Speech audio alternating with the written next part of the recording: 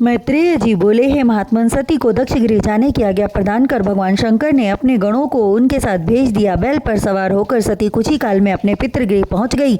वहां पर वेद वेदांतों के ज्ञाता ब्राह्मण, ऋषिगण एवं देवतागण एकत्रित हुए थे। यज्ञ मंडप की शोभा अद्वितीय थी।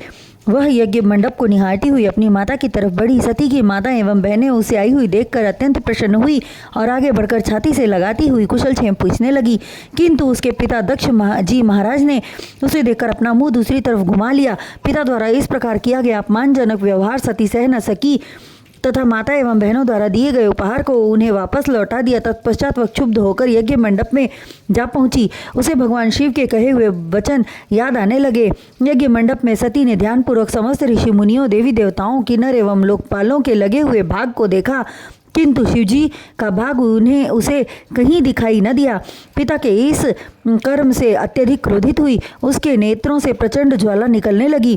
क्रोध से भौहें टेढ़ी हो गई। सती के साथ हुए अपमान को देख शिवजी के गण दक्ष प्रजापति को मारने के लिए दौड़े, किंतु उन्हें रोकती हुई वह अपने पिता से क्रोध से परिपूर्ण स्वर में बोली, हे पिताश्री, भगवान शंकर देवों के देव महादेव हैं। वे किसी प्राणी से द्वेष नहीं करते, सबको प्रेम से गले लगाते हैं और आप उनसे बैरभाव रखते हैं। श्रेष्ठ पुरुष की श्रेणी में वह प्राणी आता है जो अपने सामने वाले के अल्प गुणों को भी विशेष गुण माने, परंतु आपने उन्हें मूर्ख कहा और दोषी ठहराया, जबकि वे सर्वशक्तिमान हैं।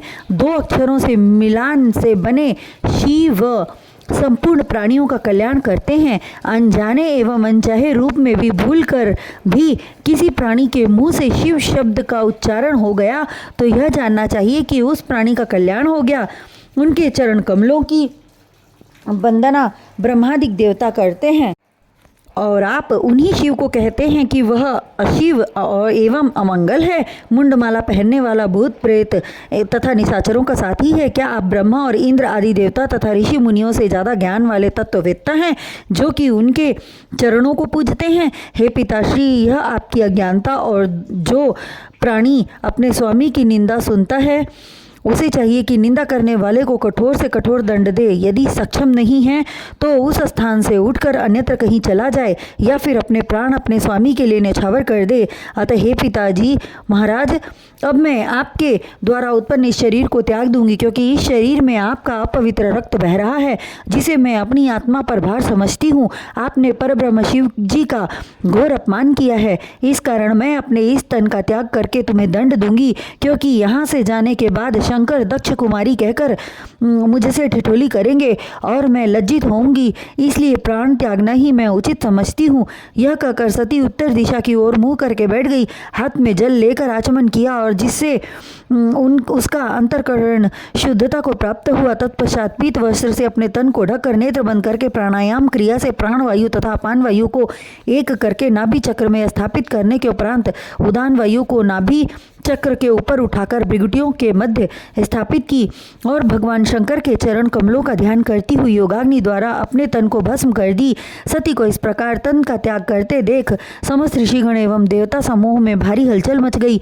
सबने दक्ष प्रजापति की बुराई की। उधर सती के साथ आए हुए शिवजी के गणों ने सती को देह त्याग करते देखा तो क्रुद्ध होकर दक्ष को मारने दौड़े। उसी समय भृगु जी अपहंत मंत्र पढ़कर अग्नि में आहुति दे डाली, जिसके प्रभाव से यज्ञ कुंड से सहस्त्रों देवता उत्पन्न हो गए और ब्रह्म तेज से जल रही लकड़ियों से शिवगणों पर प्रहार करने लगे, जिससे भयभीत होकर शिवगण भाग निकले और शिवजी के पास जा पहुँचे।